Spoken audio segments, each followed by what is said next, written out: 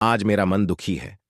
सुन रहा हूं, प्रजा शिकायत कर रही है, उनकी जमीन की फसल से अधिक कर लिया जा रहा है। महाराज, प्रजा तो हमेशा शिकायत करती है राज्य की समृद्धि के लिए। महाराज, शिकायत का मतलब हमेशा झूठ नहीं होता, कहीं ना कहीं तो समस्या है। तो फिर क्या किया जाए? मैं कहता हूं महाराज, अगर मंत्री वास्तव में ईमानदार हैं तो उनकी परीक्षा होनी चाहिए। हे मंत्री, अगर तुम्हारे पास कर का पूरा हिसाब है तो कल सुबह तक मुझे दिखाना होगा।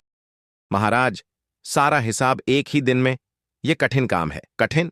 लेकिन गांव के किसानों को तो तुम रोज नया नया कर देने को कहते हो। गोपाल ने बिल्कुल ठीक कहा।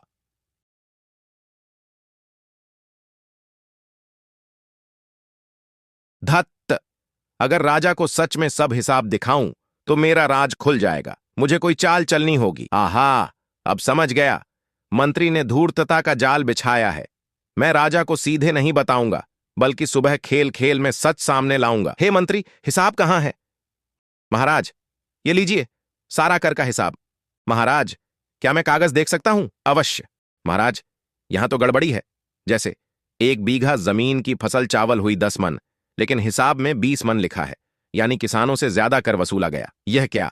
मंत्री बहाना करते हुए, ना ना महाराज, यह शायद लेखक की भूल है। महाराज, यह लेखक की भूल नहीं, मंत्री की चाल है। मैंने रात को स्वयं सुना कि वह कैसे धोखा देगा। मंत्री, तुमने हमारी प्रजा के साथ अन्याय किया। मंत्री लज्जित होकर, क्षमा करें महाराज। राजा कठोर स्वर में, तुम्हें दंड अवश्य मिलेगा।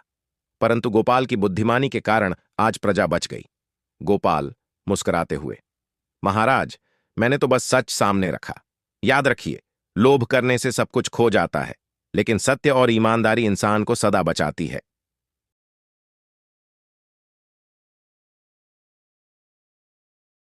राजा गोपाल को पुरस्कार देते हैं।